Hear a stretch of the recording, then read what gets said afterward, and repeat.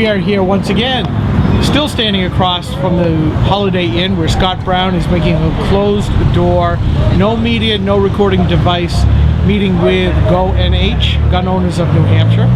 But you're on the other side of the street from that meeting. And Tom, why are you here? I'm here because I want Scott Brown to know that there are people in New Hampshire who don't appreciate some of his positions. Mainly his position as a Massachusetts resident, but secondary, not secondary, but equally the Second Amendment position that he has. Anything in particular about his Second Amendment stance?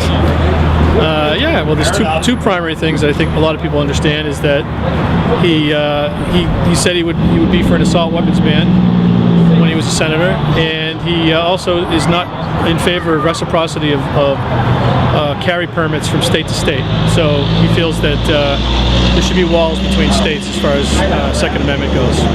Okay. Now you did serve in the military. I did. He has made quite the issue that he is in full support of the Second Amendment because of his long 35-year career with the U.S. Army. You too also served, except you served with the big guns. Yeah. The artillery. Right. Do you think he has? Do you think you have more standing to talk about this than he does? In some ways. I don't know.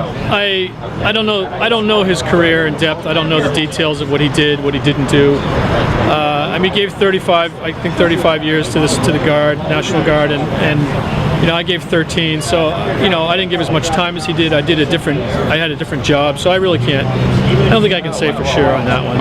Okay. Yeah, I can't think of anything that I can kind of hang on that would give me any reason to feel like I'm more qualified to make a statement about that.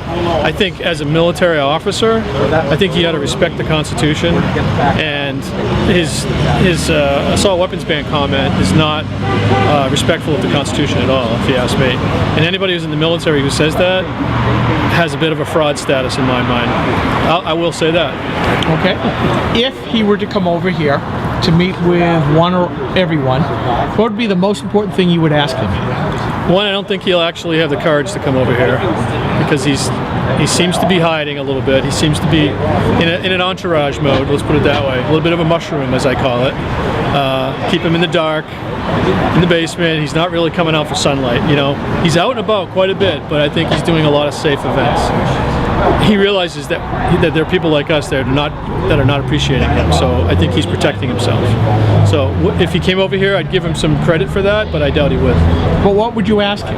Yeah, so I would ask him, how could he spend that much time in the military and claim to be a conservative and feel like shall not infringe doesn't matter?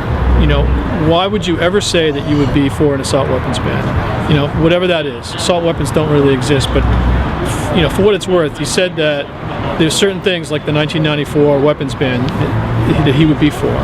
And I can't understand and fathom in my wildest dreams why anybody who was in the military for that long would say that. Unless he's been bitten by the DC bug and now he's worried about the American people having self-defense measures, and that's the only reason I can think of, and I'd like to know if that's really what is going on in his head, because I can't think of any other reason why. All right, well Tom, I want to say thank you for taking a moment with your own blog site, since you are a writer at Granite Rock, so thanks for talking to us at Granite Rock. You're welcome, thanks.